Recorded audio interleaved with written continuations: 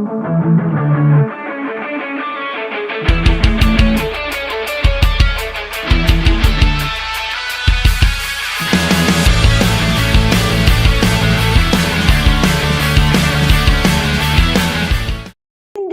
habla mucho de innovación, de cambios, de empresas e industria, pero también queremos que nos aporten visiones diferentes que nos ayuden a entender mejor todos estos cambios y especialmente cómo nos afectan. La innovación va sobre personas, sobre el ser humano. ¿Y qué mejor para ayudarnos a entender cómo nos estamos adaptando a estos cambios, los humanos, que la arqueología y la paleontología? Y es que esta visión del pasado nos puede ayudar también a pensar en el futuro. Y ese futuro también se encuentra fuera de nuestro planeta Tierra. En esta sección Indie Science contamos con dos ponentes excepcionales que nos van a hacer reflexionar sobre la eterna pregunta: ¿de dónde venimos y a dónde podemos llegar como especie en el futuro? Con ellos vamos a viajar de Atapuerca a Marte, así, en un momentito. Y si hay alguien que tiene información sobre de dónde venimos, es nuestro siguiente ponente, ya que es uno de los arqueólogos y paleontólogos más prestigiosos de España y yo diría del mundo. Entre sus muchos logros es Premio Príncipe de Asturias de Investigación Científica y Técnica en 1997, codirector del proyecto Atapuerca y vicepresidente de la Fundación Atapuerca. Es uno de los artífices del Museo de la Evolución Humana creado en Burgos, fruto de más de 30 años de investigación en los yacimientos de Atapuerca. Al margen de su tarea arqueológica, la socialización del conocimiento es una de sus grandes obsesiones, así como la reflexión en el entorno de la evolución humana y su futuro como especie. Y nos va a hablar precisamente de la evolución de nuestra especie y de cómo estamos adaptándonos a esta nueva era marcada por la tecnología y la pandemia. Es un verdadero honor tener con nosotros al doctor Eudald Carbonell. Eudald, bienvenido. Bienvenidos, ¿qué tal? Muchas gracias por invitarme a esta reflexión con David. Vamos a pasarlo muy bien. Claro que sí, nosotros también, para eso os hemos invitado. Estamos deseando escucharos porque no se ha hecho más que hablar en todo el Indie sobre esta sección que venía de Atapuerca a Marte. ¿Qué nos tenéis preparados? Así que, Eudald, cuando quieras, te escuchamos. Pues disparamos ya. Pues es muy difícil hablar de uno mismo, pero aún es más difícil hablar de nuestra especie, ¿no? De qué somos. Y cuando yo vine a excavar Atapuerca hace 42 años, veníamos de una educación en la universidad que nos decían que sin conocer el pasado no se podía vivir el futuro, el presente y transformar el futuro. Después lo he repetido miles de veces en la sierra, ha cambiado mi forma de pensar. Ahora mismo pienso que si no sabemos qué queremos hacer como especie en el futuro, ¿para qué tenemos que conocer el pasado o cómo no nos interesa tampoco intervenir este conocimiento y proyectarlo en el futuro? En primer lugar, pues, saber qué queremos ser como especie o especies en el futuro. Este es el planteamiento que espero después con David podamos discutir y entender cómo adaptarnos en esta proyección hacia el futuro inmediato y hacia el futuro de los futuros. ¿Qué es nuestra especie ahora? Nuestra especie, el sapiens, el Homo sapiens sapiens, es el producto de una secuencia de adquisiciones importantísimas, tanto de origen biológico como de origen cultural y social. Sin estas adquisiciones, sin esta secuenciación adquisicional, probablemente no seríamos lo que somos. Esta singularidad del espacio y del tiempo en nuestro globo terráqueo. Por lo tanto, ¿qué elementos de esta singularidad nos han hecho como somos? Muy rápidamente. Un cerebro muy grande, muy bien conectado, el hecho de que seamos capaces de producir con nuestras manos elementos extrasomáticos para regular energía con el medio, que podamos comunicarnos entre nosotros a través de un lenguaje que puede ser racional y a la vez sublime y que puede conectarnos socialmente de una forma única, que hemos aprendido a saber que estamos solos como conciencia universal en nuestro mundo, que somos capaces de establecer códigos escritos que pueden ser interpretados por nosotros mismos y esperamos que por otras conciencias universales y planetarias en el futuro. Y este conjunto de adquisiciones nos han hecho como somos. y la diversidad. Nosotros provenimos de un pol, de un arbusto, en el que hace 40.000 años había varias especies o subespecies o cronoespecies, como me gusta a mí llamar, desde el Homo denisovanensis, los neandertalensis, los sapiens, los lucionensis, los floresiensis, etc. Éramos una amalgama de diversidad. La diversidad desaparece, se hibrida y se funda y se funde en lo que somos ahora nuestra especie, el Homo sapiens, con esta variabilidad que tenemos en nuestra estructura genética, como sabemos, en Asia, esta mezcla de denisovanensis, de neandertales, pero de esencia de Homo sapiens, en Europa muy parecido y en África, curiosamente, con menos aportación genética de otras especies, lo que hace tan singulares como especie sapiens. Por lo tanto, somos producto de la síntesis evolutiva de la diversidad. Cambiamos esta diversidad biológica por una diversidad cultural, que es lo que tiene nuestra especie en este momento, cultural, tecnológica y social. Esta diversidad es la que va a generar, lo que hablaremos seguramente después con David, el futuro de nuestro género, el género Homo, del cual ahora mismo solo hay esta especie que somos nosotros mismos. Es muy interesante cómo este fenómeno se ha ido produciendo. Se ha ido produciendo incrementando nuestra sociabilidad. La clave de la conciencia universal nuestra y de la conciencia cósmica y de la conciencia de especie, precisamente, ha sido cómo hemos ido incrementando nuestra sociabilidad a través de nuestros inventos, nuestras emergencias, lo llamamos nosotros, de nuestra capacidad de pensar, de inventar, de conocer, pero de llevar a la práctica estas invenciones que hemos ido construyendo en el transcurso de estos 3-4 millones de años de evolución de esta familia, de nuestro género, de esta parte, de este orden de los primates tan singulares que somos nosotros. ¿Cómo se incrementa la sociabilidad? Pues muy sencillo, en la medida que a nivel de individualidad colectiva hay alguien que es capaz de asociar unas ideas con la práctica y hacer funcionar y conseguir energía con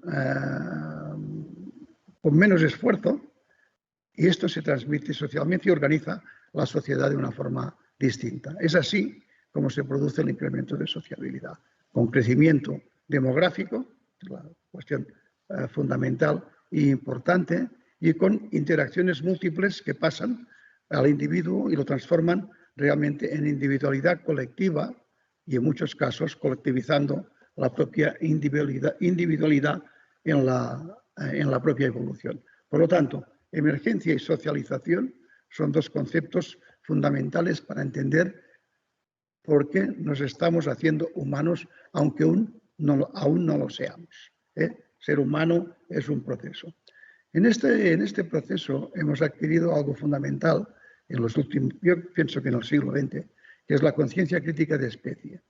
Y yo siempre, para fijarla, digo que cuando se produce la famosa crisis nuclear, cuando se produce la confrontación entre los dos bloques, Estados Unidos y la Unión Soviética, en los años 60, la crisis de los misiles de Cuba, por supuesto, en un momento determinado, esta individualidad científica, los propios constructores del fenómeno nuclear en nuestra evolución, avisan a las estructuras de poder que si realmente hay una noche nuclear en el planeta, podemos poner en peligro la evolución del ser humano, y que no es una cuestión menor, sino que es la primera vez, probablemente, que no podríamos construirnos, pero sí autodestruirnos. Para mí, este es el principio que fija ya el nacimiento de una minoría selecta de físicos y de personas científicos que conocen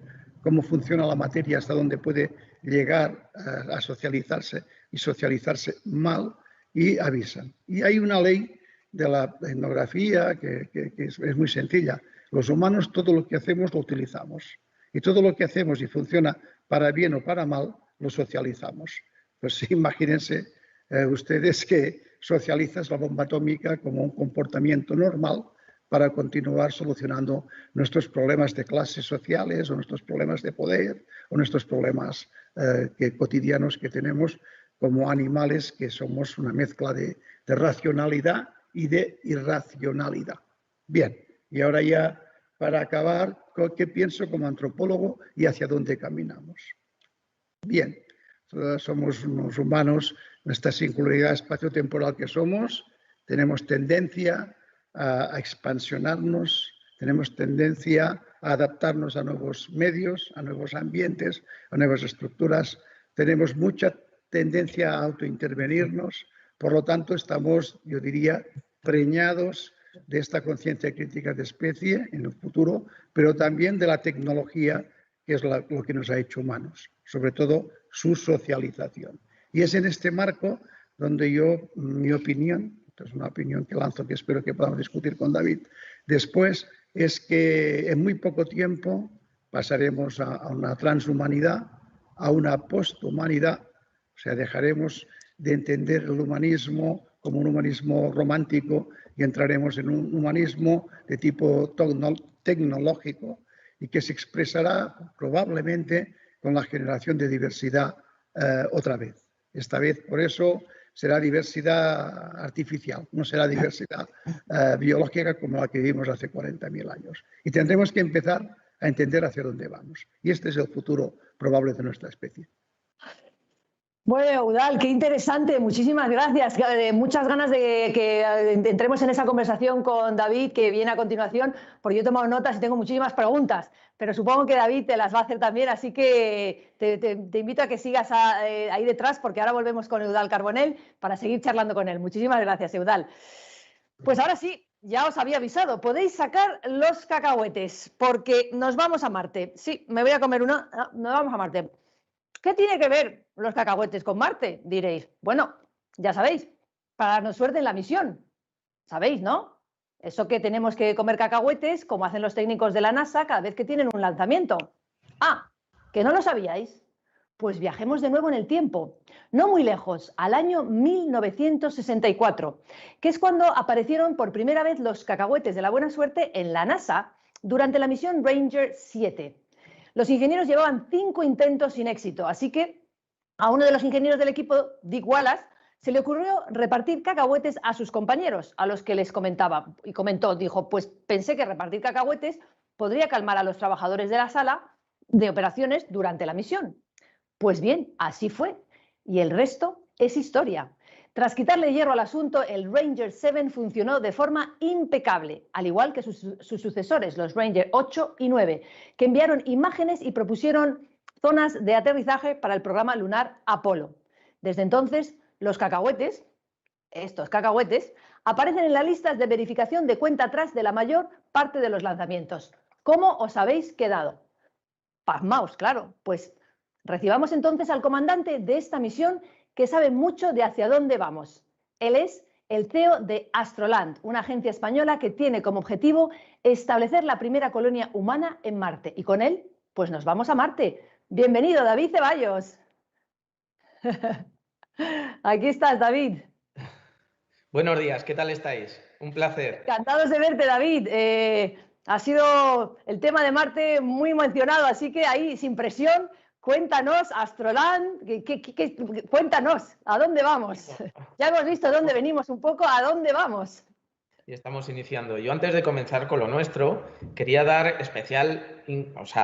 poner especial atención en lo que nos acaba de contar Eudald, que me parece brutal. O sea, hay que poner el foco en lo que nos acaba de comentar alguien que es un auténtico experto, o sea, una de las personas más acreditadas que hay a nivel mundial para hablar del futuro, y lo que plantea es increíble. Y nosotros estamos justamente en ese camino. Nosotros estamos trabajando ya en cómo va a ser la vida en el planeta rojo. Algo realmente increíble. Bueno, tenía unas imágenes para apoyar un poco lo que voy comentando, pero si queréis yo voy hacia adelante, porque es importante entender que lo más compatible que hay con la vida humana en el planeta rojo es establecerse en los tubos de lava, debajo de tierra, para protegerse de una forma natural ante la radiación estelar y la moderación de temperatura y otros agentes adversos. Esto es lo que implica que, bueno, pues nosotros, como primer paso para llegar a Marte, necesitamos testar todo lo que necesitaremos el día de mañana, pero aquí en la Tierra. O sea, que de equivocarnos, que sea aquí, que está mucho más cerca. Esto es un inicio de lo que se llaman misiones análogas, y lo que hemos conseguido aquí en Cantabria es tener la única estación análoga subterránea que hay a nivel mundial. Esto, para nosotros, lo que ha supuesto es un gran faro para atraer proyectos de carácter internacional, atraer mucho talento con un mismo objetivo, que es pensar cómo va a ser esa primera colonia en el planeta rojo. Claro, el viaje que estamos andando, que es absolutamente increíble, pues nos está dando unas pistas de hacia dónde van todas las nuevas tecnologías, porque lo que supone ir a Marte es la convergencia, pues, de la innovación en biotecnología, por ejemplo. Nosotros ya hemos descubierto nuevas formas de vida, como el astrocuadro, una especie y género nuevo de ameba. Estamos viendo qué poderes biotecnológicos podemos extraer de estos extremófilos, que son, bueno, pues lo más compatible con que eventualmente exista en Marte, porque hace 4.000 millones de años Marte reúne las condiciones que hoy en día tiene la Tierra. Su, bueno, pues, atmósfera, agua en estado líquido y todos los ingredientes para albergar vida. De haberse dado este gran hito, se podría mantener debajo de tierra. De hecho, es donde todos los astrobiólogos están poniendo el foco, ¿no?, como lugar más cercano para identificar vida extraterrestre. Esto, que suena así muy, bueno, muy potente, cambiaría la manera de pensar que nosotros tenemos con este homocentrismo, ¿no?, que nos hemos centrado precisamente en este, como que somos el centro del mundo. Esto yo creo que nos abriría mucho la mente y sería algo que nos ayudaría para seguir evolucionando como especie. Ahí, en estas convergencias de las nuevas tecnologías, también estamos hablando, pues bueno, en el rango de la ingeniería. O sea, a nosotros nos gusta decir que, a diferencia que cuando fuimos a la Luna, que hubo que crear toda esa tecnología para pisar nuestro satélite, para ir a Marte la tecnología existe, hay que ponerla en contexto. Sin lugar a dudas, esto se va a mejorar, iremos avanzando como en todo, pero ya tenemos la posibilidad de soñar en un futuro cercano con bueno, el siguiente hito en la exploración espacial, que es hacer la especie humana multiplanetaria. Y nosotros, una vez más, todo esto lo estamos ensayando en nuestra Ares Station. La Ares Station, para que lo entendáis, es una gran cueva que tiene 1,5 kilómetros de largo y 60 metros de altura, donde lo usamos de gran laboratorio. Ahí hacemos todo el trabajo de campo de las nuevas líneas de investigación que están desarrollando agencias, universidades e investigadores particulares, con el objetivo de establecer esta primera colonia en Marte. Pues lo ponemos en contexto y hacemos también entrenamiento psicológico, que es la otra derivada. La tercera parte, que no por ser la última es menos importante, sino lo contrario. Yo creo que uno de los mayores avances que estamos haciendo dentro de nuestra investigación va precisamente en el rango de la psicología. Hay que tener en cuenta que nos estamos preparando, pues, para la mayor historia jamás contada. Esto va a ir sobre los hombros de probablemente entre 4 y 6 mujeres y hombres que formarán esta misión, y estarán al menos 2 años con estrés prolongado y en espacios hacinados. Esto es un reto increíble para el que, una vez más, nos tenemos que ir preparando y tenemos que adquirir habilidades para que se concluya con éxito toda esta gran aventura. Y luego, pues, que estamos en ese momento tan espectacular en el que podemos dar un siguiente paso evolutivo. Nosotros creemos que el adaptarnos a nuevos entornos, como puede ser Marte, necesariamente va a ser, habrá que crear una nueva sociedad, y tenemos una gran oportunidad. nacemos de un tablero en blanco. En Marte la historia está por escribir.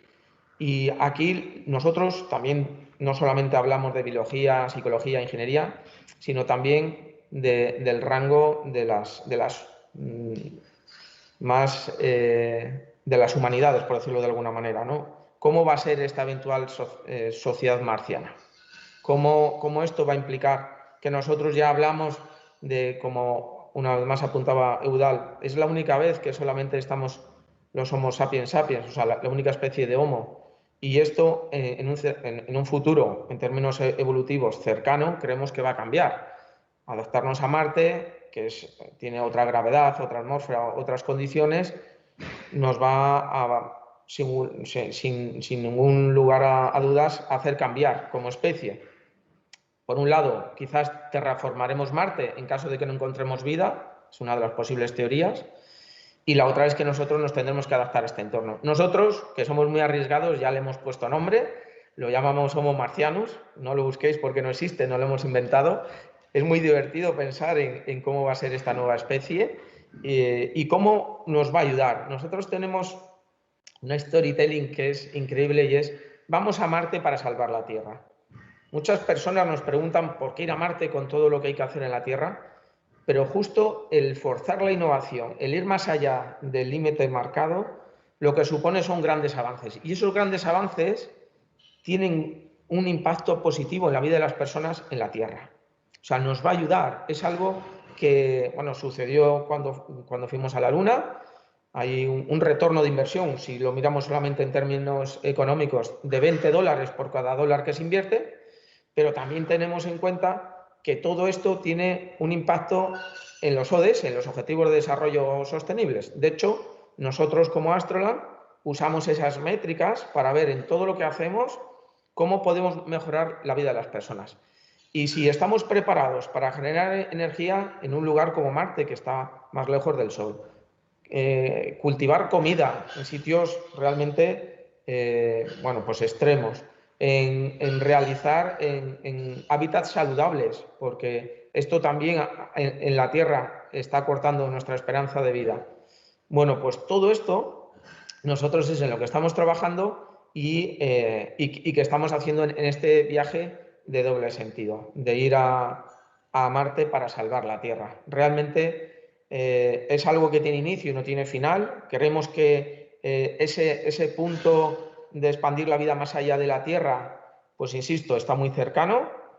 Hay ya voluntad. Creemos que inclusive va a ser el siguiente gran movimiento, igual que ahora la buena noticia es que ya estamos tomando conciencia de que debemos de cuidar nuestro planeta. De hecho, estamos programados para vivir aquí. Nuestra visión es que somos robots biológicos, el ADN es nuestro código fuente. Quien ha escrito ese código fuente es la evolución. O sea, de hecho, una vez más, Eudal es el programador, ¿no? El que más sabe de esta programación y realmente es muy difícil que encontremos un lugar tan amable como la Tierra para desarrollar nuestra vida. Y eso, una vez que te das cuenta de la gran maravilla que es esta bola azul, te da muchos más motivos para trabajar por su cuidado, ¿no? Nosotros también colaboramos con José María Bermúdez de Castro y me parece que, o sea, este trío, ¿no? que está en Atapuerca junto con Arzuaga, es muy difícil que haya coincidido en el tiempo y en el espacio. O sea, son auténticos sabios y creo que ellos nos van a ayudar mucho para entender una vez más de dónde venimos y junto con los demás, que estamos apasionados por saber cómo se va a escribir este futuro, pues trabajar para que este punto de singularidad, que hay muchos expertos que lo sitúan una vez más en la década del 30 al 40 o cercano, nosotros entendemos que ya una vez que nos fusionemos con la tecnología, sabéis que hay avances como lo que está haciendo Neuralink, ¿no? Que es de Elon Musk, o la edición genética. Para nosotros una de las mayores revoluciones de la humanidad se llama CRISPR-Cas9, que es esa herramienta de edición genética que nos permite modificar cualquier expresión atávica, pues realmente nos va a hacer una vez más abrir esa mente y ser conscientes de todos los cambios que nos vienen y que si los dirigimos o trabajamos, pues van a ser cambios hacia mejor. Pues muchísimas gracias, David. Esto... Madre mía, nos has dejado ahí también un montón de preguntas, de incógnitas, de temas súper interesantes.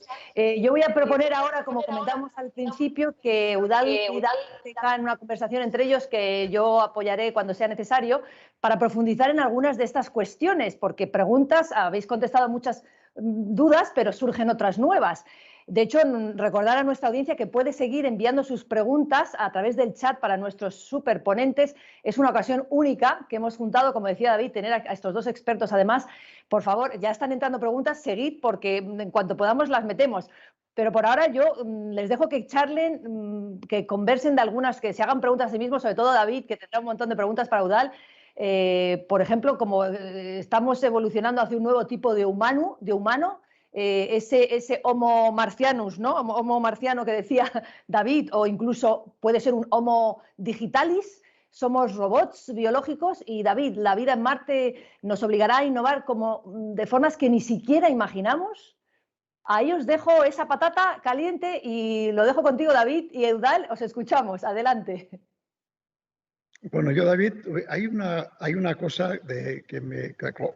apasionante para mí y para ti supongo que también, que es esa alopatría colosal que es el generar la diversidad en Marte, ¿no? Las alopatrías, para que los que están escuchando sepan qué es cuando una especie se queda encerrada en un ecosistema determinado, unos ecosistemas, y como consecuencia de separarse del filum, de su propio filum, pues va generando pues, singularidades y particularidades hasta el punto que llega un momento, en muchos de los casos, que al cruzarse no tienen descendencia. Pues como decías tú, para mí es algo que me ronda la cabeza y que siempre lo cuento cuando hablo del futuro, que digo, esta alopatría colosal que no se produce en la Tierra, que es nuestro medio, aunque sea diverso, ¿no? Se produce en otro medio, tiene que ser para mí impresionante, sobre todo por estos pioneros, ¿no? Por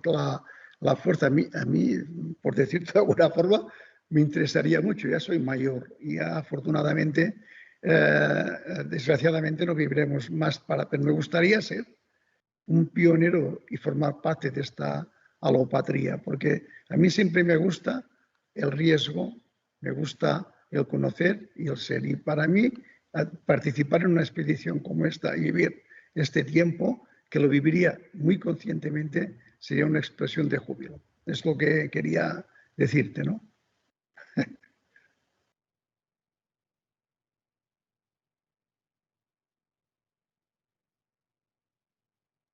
David, no te oímos, David. Estás muteado. Sí, perdona. Nada, es un clásico, lo hacemos todos. Adelante. Digo que, nada, invitado en primer lugar, nosotros ya estamos ensayando estas situaciones de cómo van a ser las colonias en Marte, lo hacemos por diferentes fases temporales y ya nos empieza a dar pistas. Nosotros hay cosas, por ejemplo, ¿no? ¿Cómo nos vamos a enfrentar ante la muerte de uno de los tripulantes en Marte? O cómo va a ser, bueno, cualquier tipo de duelo. ¿Qué sucedería en caso de no poder retornar? ¿Y cómo vamos a consolidarnos ya no como una misión de ida y vuelta, sino pues efectivamente con colonias ya permanentes? ¿Cuál es el umbral de la mínima, ¿no? Hablando de que sitúa entre 100 y 150 personas, la unidad mínima para crear una colonia permanente? ¿Cómo va a ser esa nueva sociedad? El órgano de tomar decisiones. Se va a hablar de democracia líquida. Mirar, son tantas las cuestiones que nosotros estamos planteando, que estamos evidenciando. Hay una situación, por ejemplo, en cómo va a ser la toma de decisiones.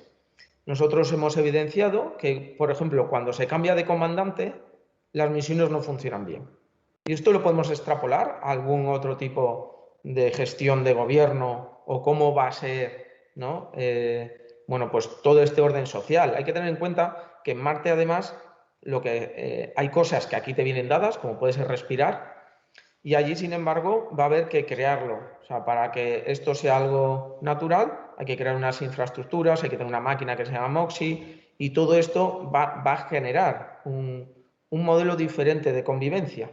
Y aquí viene lo divertido, porque pasamos de un paradigma que es el de la competitividad, que es el que está ahora mismo en la Tierra, al de la colaboración, que creemos que es lo que realmente nos va a ayudar, ¿no?, en esta siguiente fase evolutiva, si la podemos llamar así, ¿no?, la de la exploración espacial.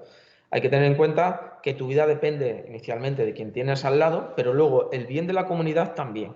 Es algo que, como hay muchas cosas, y esta economía de la abundancia, ¿no?, aquí hay muchas cosas que creemos que son sencillas, cuando realmente, si te pones a hacer este ejercicio, son realmente complicadas, pues vemos que realmente la colaboración es la única manera de sobrevivir, y a partir de ahí pues cambia cómo te relacionas con las personas de tu entorno.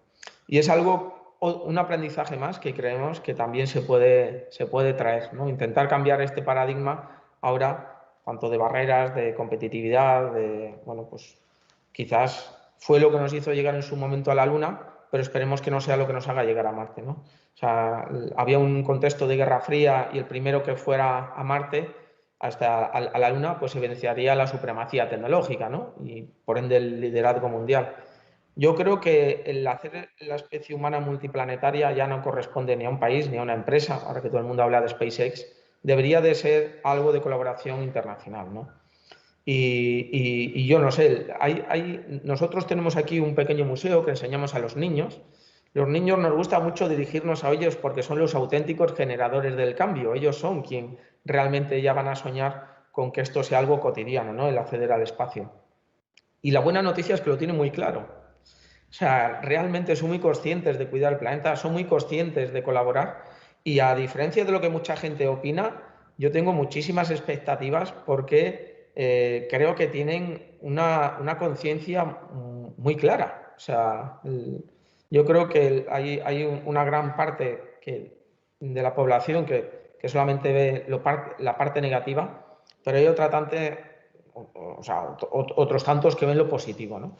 Y esa esperanza es que la estamos depositando en los niños, y que, insisto, es que en el tiempo es ya, o sea, esto está sucediendo, son cambios muy rápidos, que una vez más el COVID lo que ha hecho es de impulsor de todo esto, porque la pandemia está, que no queremos hablar de lo malo, que todo el mundo conoce, pero sin embargo, por otro lado, ha supuesto un gran salto hacia adelante en cuanto a tecnologías, en cuanto a cambio de mentalidad, y este tipo de situaciones creo que deberíamos de aprovechar para hacer un cambio de mentalidad hacia algo más positivo todavía.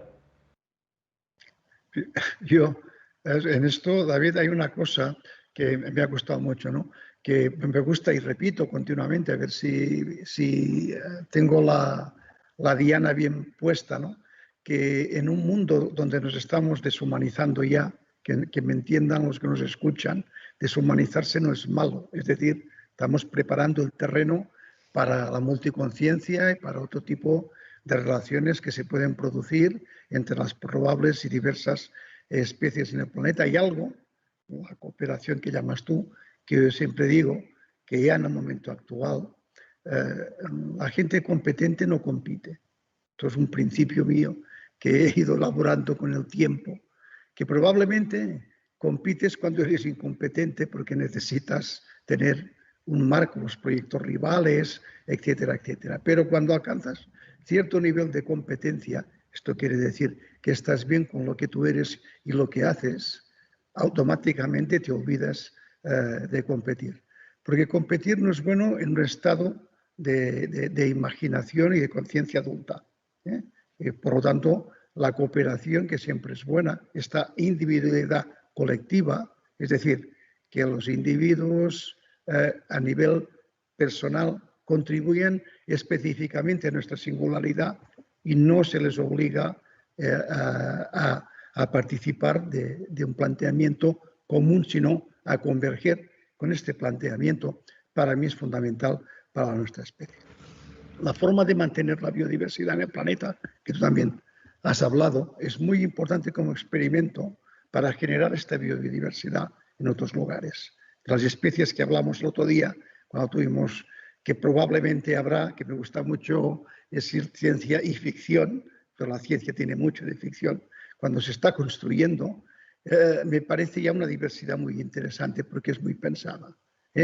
La parte conservadora de la especie que no dejará modificarse genéticamente. Ni el CRIS ni todos los inventos posteriores no dejarán que se les toque un pelo porque quieran conservar la esencia de lo que ellos consideran es la humanidad. Postura de una especie conservadora que seguramente tendrá un umbral de importancia debido a las religiones, a pensamientos de tipo poco crítico, a mitologías y tal.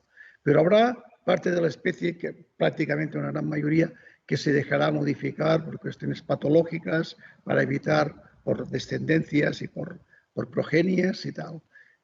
Pero habrá gente que sí, que ya editada biológicamente en un laboratorio con todo lo que significa este cambio de paradigma evolutivo. Y por supuesto, con los grandes híbridos, ¿no? Los biotecnológicos. Yo pienso que estas serán la base de de esta diversidad de especies y tal. Y de la importancia que tendrá poder establecer un diálogo entre estas 4 conciencias. Esto y la alopatría colosal es el futuro de nuestra especie. El futuro de los futuros. Qué bueno. A mí lo que más me gusta de tu forma de pensar es la fase temporal, porque de manera habitual las personas piensan en una vida suya. Entonces dicen, bueno, esto sucederá, esto no sucederá. Claro, cuando has estudiado tanto tiempo, la fase primera te da una capacidad de proyectar muy larga. O sea, estamos hablando en términos evolutivos, no hablamos en términos de una vida. Y esto lo que nos dice es, pues, bueno, ese avance mental que tú tienes, o sea, esa capacidad de ver ya no solamente especies diferentes en diferentes planetas, sino en la propia Tierra. O sea, en la propia Tierra, pues lo que hablamos, habrá gente que escoja seguir con su legado genético, que es totalmente respetable. Habrá gente que intente mejorarlo a través de la tecnología, ese famoso Homo digitalis, ¿no? Que también, bueno, pues cada vez estamos viendo cómo está afectando todo esto, una vez más, a los niños, la memoria a corto plazo, la manera de interrelacionarse, bueno, todo este tipo de cosas. Y otra más, que es la mutantis, o sea, cómo nos vamos a mutar, ¿no? Realmente, que es esa especie de Homo mutantis que lo que hará es mejorar de manera que ni nos imaginamos ahora, porque claro, puede haber gente con mucha más altura, con visión nocturna o con cualquier otra cualidad que a día de hoy, insisto, no entendemos. Claro, si esto lo extraemos más a largo plazo, lo llevamos más a largo plazo, a mí me gusta hacer un juego, ¿no? Para que la gente entienda hasta dónde puede desembocar, porque dice, oye, ¿y cómo ves tú el futuro? Bueno, pues yo el futuro puede ser Star Wars. Vamos a hacer esto estamos un poco en plan de ocio, no, pero al final puede ser que todas estas especies que vemos hayan sido humanos que se han expandido por el cosmos, que se han adaptado a nuevos planetas, a nuevos entornos y que obviamente han desarrollado de maneras únicas. Y esto lo que nos hace ver es pues, el momento tan primario donde estamos. O sea, cuando realmente lo vemos con proyección y justo eso está sucediendo ahora. Y una vez más, por eso digo que somos muy, muy afortunados de este momento, ¿no? que estamos viviendo. Y perdonar un poco ¿no? Exceso de imaginación, pero que yo creo que en entornos como este nos lo podemos permitir, porque realmente yo siempre digo que el que no sabe dónde va no llega a ningún lado, y el tener claro estas diferentes posibilidades pues nos da más libertad creativa. Pues sí, estamos de acuerdo en muchas cosas, ya lo sabes. Yo siempre, y creo que lo he escrito en algún libro, que a mí la imagen de diversidad que yo contemplo y me gustaría vivir es el bar de la Guerra de las Galaxias. Yo cuando la escena del bar de la Guerra de las Galaxias para mí es el ejemplo, es la imaginación más dialéctica que puede haber de esta diversidad. Me parece una figura tan excelente como la Odisea, como 2001, la Odisea del espacio, del origen de nuestra conciencia y tecnología, cuando se utiliza una extremidad golpeando, y esta extremidad biológica se transforma realmente en biotecnológica en tecnología y en la nave que da vueltas en el espacio, ¿no? Para mí me parece estas ideas que también están ligadas a la conciencia, a la no conciencia, a la cooperación, a la no cooperación, a lo humano, a lo transhumano, al pasado, al futuro, que hay estas dicotomías falsas que hacemos los humanos para entendernos. Esto es el espíritu humano. Hay una pregunta que me interesa mucho y que el otro día empezamos a hablar, y es tu concepto de conciencia, ¿no? Y conciencia global, conciencia inclusive interplanetaria. Esto, ¿cómo lo puedes explicar? ¿Cuál es tu idea en cuanto a este futuro, ya no a nivel biológico, sino de conciencia? ¿Y cómo esto se une con la biología? Sí, puedo explicar, me lo imagino, para mí hay varias conciencias, ¿no? Que son la misma, pero que son como las matriuscas, ¿no? Las conciencias de nivel de la historia, como las clases sociales, la conciencia de cada clase, su identidad, por el papel económico que juega entre clases inclusivas o clases no exclusivas, excluyentes. La conciencia de especie, que es la conciencia que tenemos que desarrollar ahora los humanos antes de la conciencia cósmica. Pero todas ellas están ligadas a un eje común, que es la conciencia operativa. O sea, no la conciencia como fenómeno de la abstracción y la posibilidad de establecer mundos platónicos, ideales, para después llevarlos a la práctica, sino la conciencia que opera en todas las conciencias. Es decir, sin conciencia operativa no hay conciencia cósmica, ni conciencia, ni multiconciencia. Un poco este concepto junguiano, ¿no? Del inconsciente colectivo y el acásico, ¿no? Que conectas, o sea, por usar un símil que ahora entendemos todos, como si fuera la nube, ¿no? Y luego cada nodo que Teilhard de Chardin también habló en el planeta, el gran Teilhard de Chardin, ¿no?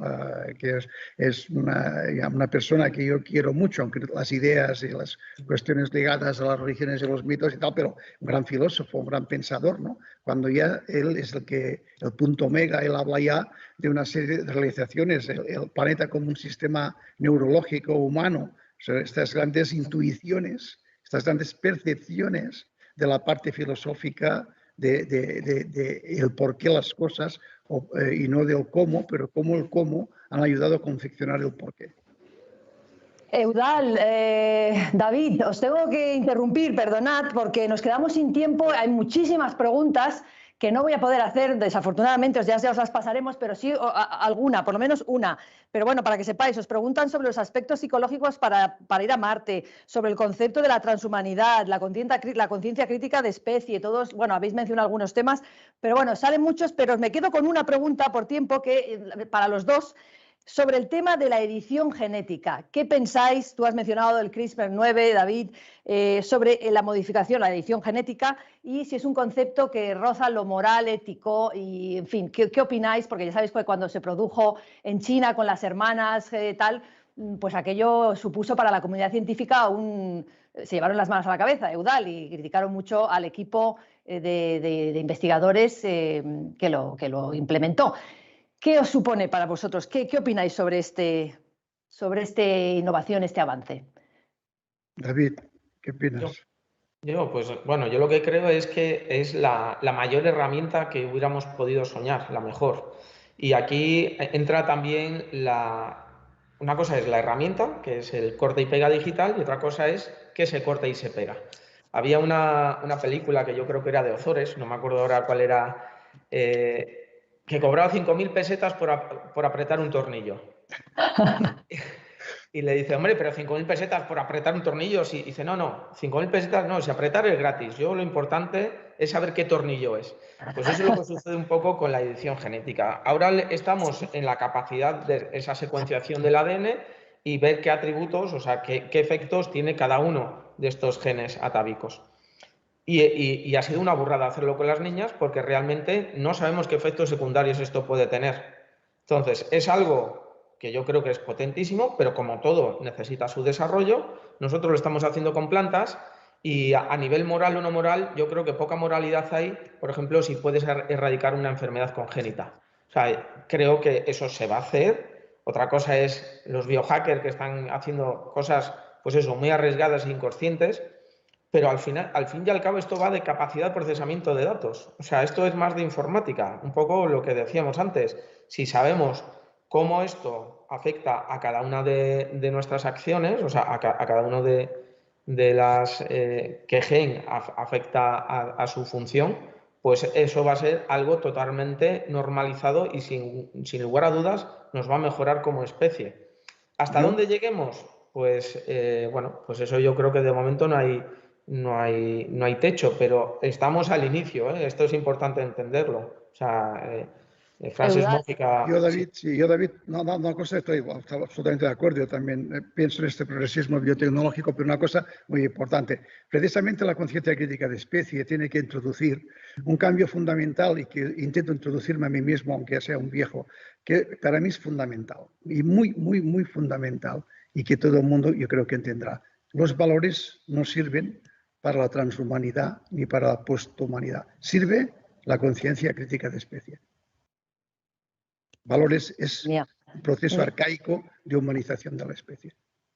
Es que esto nos da para otra charla, Eudald, porque te preguntaban precisamente sobre estos dos conceptos. Hay que organizar para el próximo Indy, seguimos con este tema, porque da para largo, como dice David, eso es el principio. Lo que está claro de esta charla es que Atapuerca y Marte están mucho más cerca de lo que creíamos en el espacio y en el tiempo, y que Eudald Carbonell tiene que irse a Marte ya, porque que si el bar de Star Wars, que si 2001 Odisea en el espacio, ahí yo noto que tiene ahí... David, te lo tienes que llevar porque hay que quitarle ahí el gusanillo que tiene.